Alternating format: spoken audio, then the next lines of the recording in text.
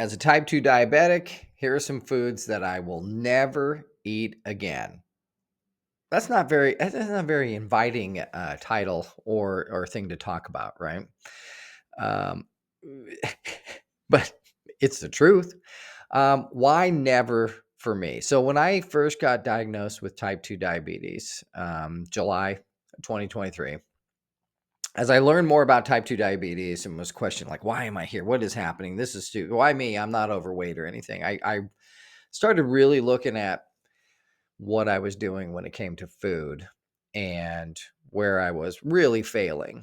And I have an addictive personality. A lot of type 2 diabetics do, right? 90% of type 2 diabetics are obese or overweight, right? Um, and so to get to that level, you have to have some sort of food addiction. You have to be eating the wrong stuff. You're not exercising. That's just kind of how it works, right? That's why you're insulin resistant. You got fat cells in your cells. And anyway, for me though, I started taking a real honest look at what was my problem with food. And even though, because I was a vegetarian, so everyone just assumed that I was really healthy, right? I mean, people are like, I can't believe you got type 2 diabetes. You're the healthiest person I know. Well, I wasn't. You can be a really bad vegetarian, and I was. I mean, you can eat cheese pizza, right?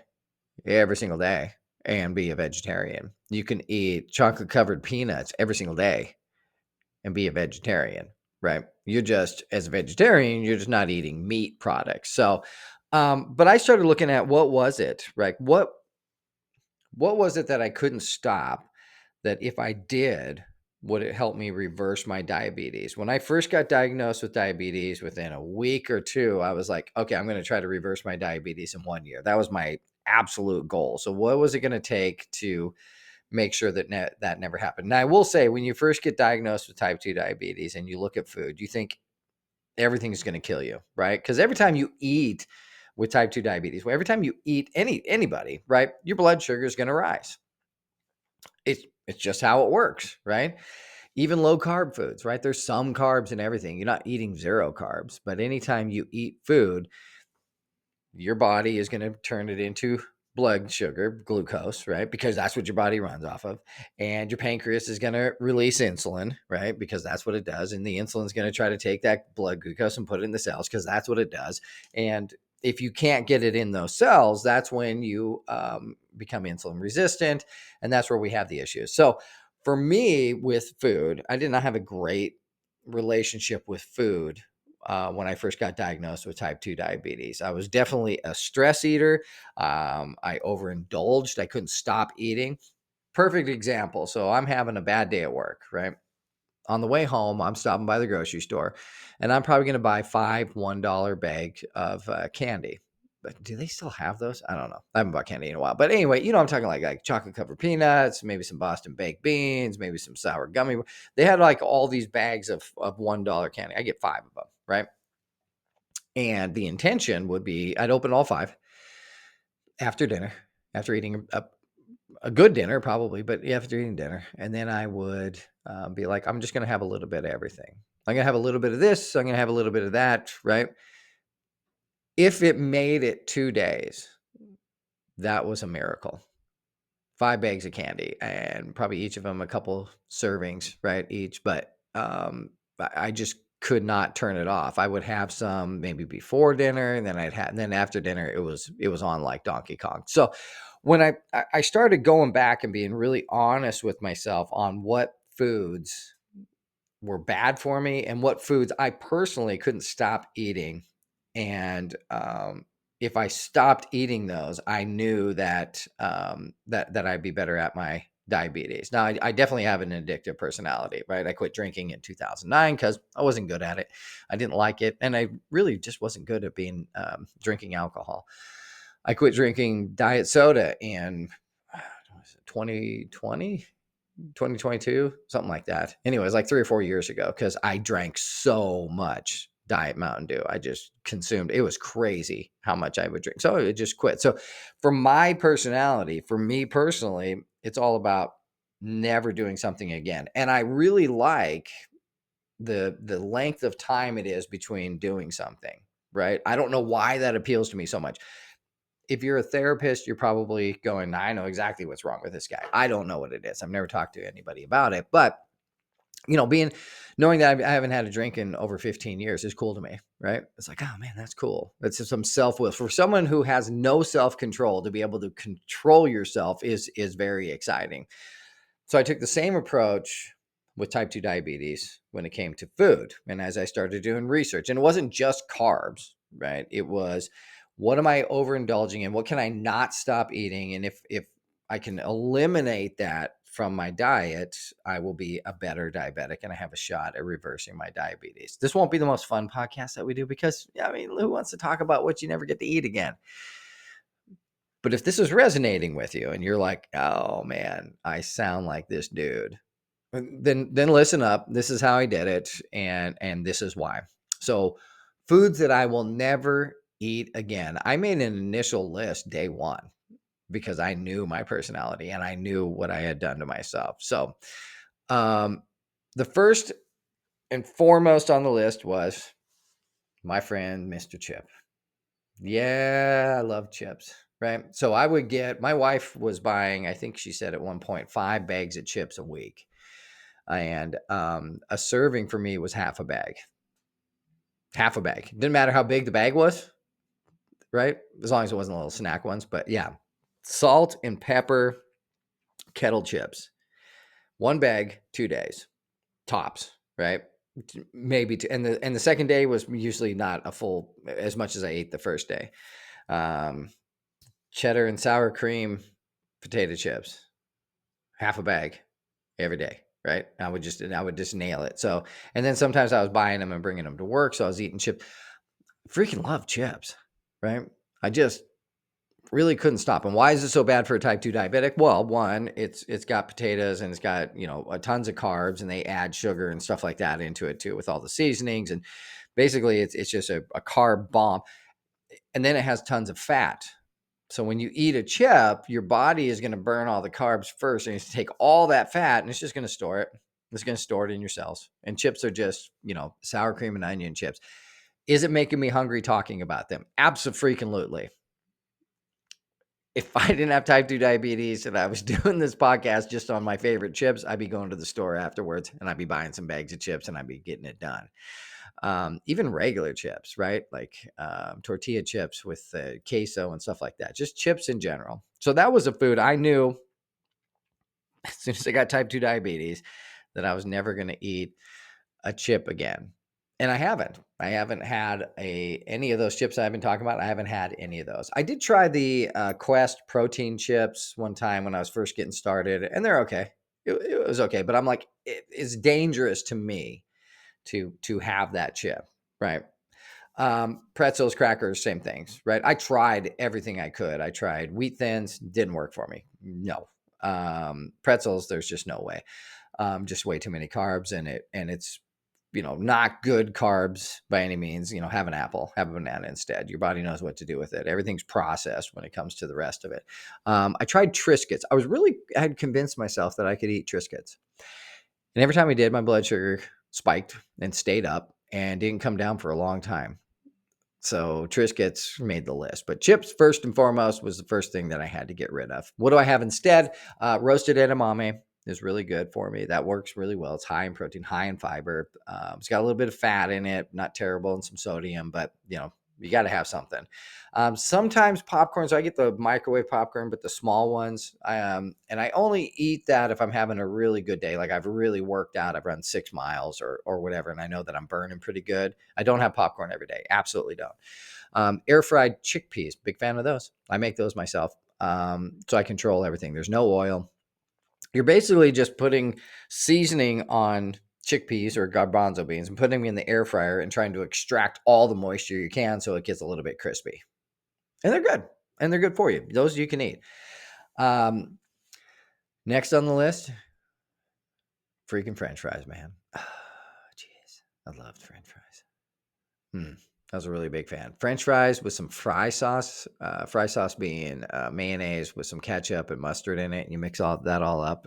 Maybe a little bit of pickle juice. Anyway, French fries, I knew I would never be able to eat again because I just loved them. And French fries are super high carb, super high fat, super high sodium, super high addictive nature to them. And it's okay. I haven't had a French fry since July of 2023. It's okay.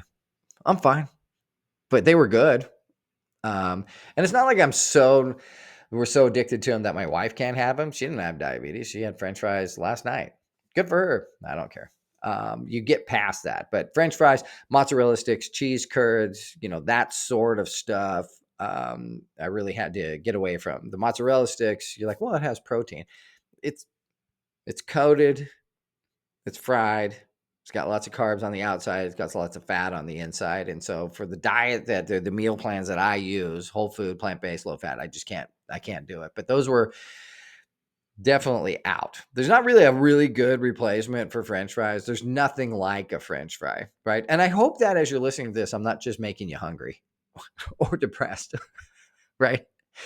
Um, but it's carbs and fat. And I have done chickpea flour fries, which are not like some crazy thing that some vegan made up. It's actually a dish. I can't remember how to pronounce it. It's French. But basically, it's chickpea flour that you mix up with water or vegetable broth until it gets kind of thick. And then you put it in the fridge. And then I have that twice a year. And then you take them after that and you air fry them, right? There's no coating or anything, and you can dip them in a vegan sauce. It's pretty good. Not that great for you, but pretty good. Lots of protein. But I don't have those all the time. And roasted sweet potatoes. So I have had some sweet potatoes that were cut to look like a fry, and they were baked. And I could, at this point, probably have white potatoes, just a few like that, I'm sure. I haven't had those in a fry form or whatever, but the sweet potato ones are pretty good, and sweet potatoes are really good for you. But fries, sorry, I'll probably never eat a fry again. That's okay. I got a lot of other stuff I eat. Um, the next on the list was very difficult. Not as hard as chips and fries, though. Definitely not, but candy, right? Oh, man. Reese's peanut butter cups, Snickers bars.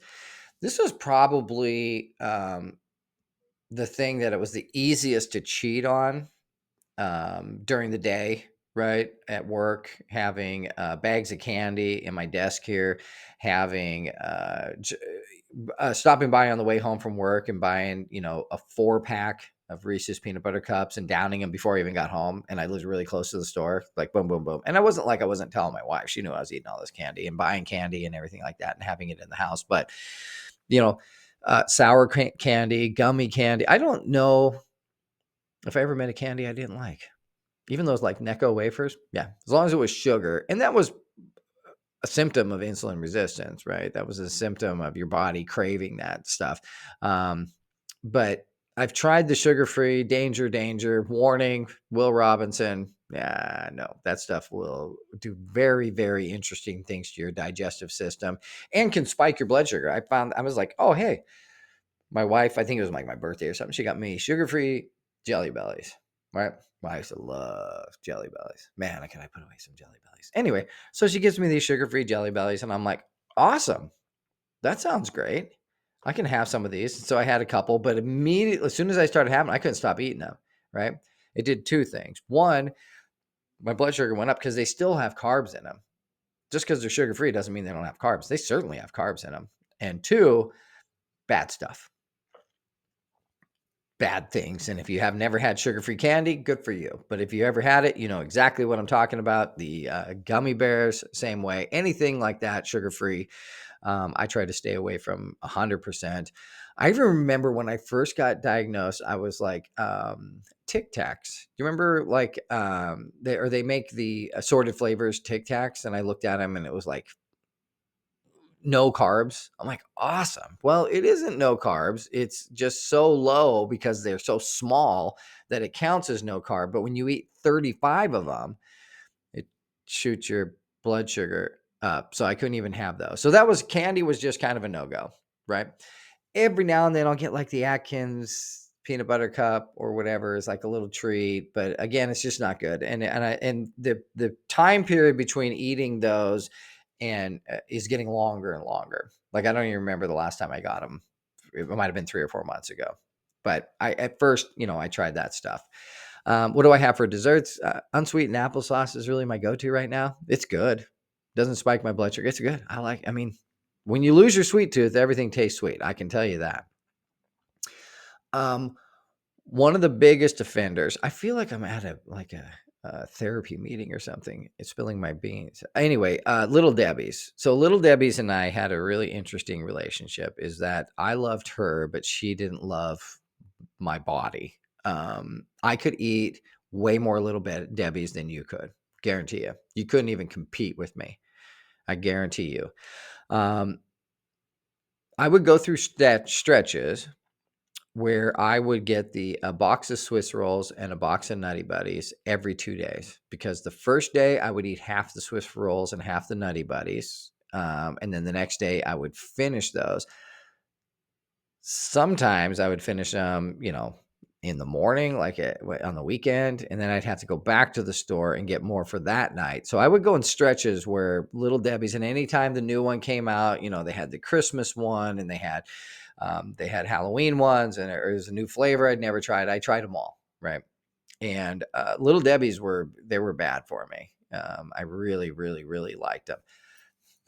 High carb, high sugar, high fat, obviously just the worst thing in the world you can be eating. And I don't really have a replacement for that. My wife does every now and then make low carb almond flour cookies that are vegan, and they're pretty good. We've tried a couple of different things, but dessert, I'm trying to not make a staple in my meal plan every day. I really try to stay away from that because it's danger. Sushi, no. Do I miss sushi? Yep, that's a food that I wish I could probably pull off, but it's just so much rice, and I don't eat meat, so I don't eat I don't eat fish anymore. So yeah, sushi, no. But it's good, and if you can eat it, good for you. Have a piece for me. Ice cream, every now and then I will get the low carb. I think it's Carb Smart. Is it Breyers? I don't know. Not a sponsor. Anyway, I will get that every now and then, but it's not vegan. And again, I have a hard time turning it off. Like a pint of it is only 4 servings for me. So that's something that, again, is getting longer and longer between me buying it because I'm just not good at it. Pancakes, waffles, scones. Man, I love scones. Donuts. No, I've tried alternatives. I failed. Sometimes replacing the food is just as bad as just eating the food. So I kind of shy away from those. I'm sure I could come up with an oatmeal based pancake recipe that might be close, but eh. For me, I've tried some of the alternatives and stuff, and they all stuck to the pan, and I threw them away. So I moved on. Cereal. I didn't have cereal. I used to love cereal. I mean, that was how I ended my day, right? You just grab a whole big bowl of cereal right as you're going into bed. I'm just gonna add like 650 carbs to my diet as I'm walking into bed. This is after eating all the candy, the chips, and the Little Debbie's, by the way. So cereal at first, I went away from for like a year, like a whole year. And then my sister actually told me about some cereals, Catalina Crunch, not a sponsor. If you want to be, let me know. But that was pretty low carb and actually pretty good. So I'm like, okay, if I introduce this cereal, and I did buy some and try it, and I was like, okay, this is good. One, I looked up the serving size. And two, I was like, okay, I'm only going to eat this cereal after I've either walked for like 6 or 8 miles playing disc golf on Saturday, or two, after a long run on Sunday. That's the only time I'll have the cereal. I try to not eat it any other time. And I made the mistake of buying a whole bunch of it, and I was catching myself eating it after dinner, like, oh, I'm just gonna have a quick little bowl. So, but it has a lot of chemicals in it, not tons, but it's not great. So cereal I do, but I have to kind of earn it. I'm a glutton for punishment. Cheese, eggs. I make tofu scrambles, which are similar to scrambled eggs, which are pretty good. And I have some fake cheese. I try not to eat it every day. Maybe one day a week I'll have a little piece of fake cheese, but I try to hold back on that. So those are kind of the foods, in my opinion, that got me here to being a type 2 diabetic, which I have reversed. And those are the kind of the foods that I have to completely avoid because they can lead to other stuff. And if you are a type 2 diabetic and you're listening to this, you probably have your list of foods too. So for the ones that you just can't replace, just give them up. Just move on. And it's okay. If you never have French fries again, it's okay. You won't miss it as much as you think. And for me, there's a whole list of them. And I was really good at being diabetic. I'm also really good at not being diabetic now, but it was a pretty big shift. I hope your A1C is down. I hope you have an awesome day. If you like this, give it a like. If you want to subscribe to see more videos like this, hit the subscribe button. And if you know someone who's struggling with type 2 diabetes and you think that this would help, you can share the link. I'd appreciate it. You're awesome.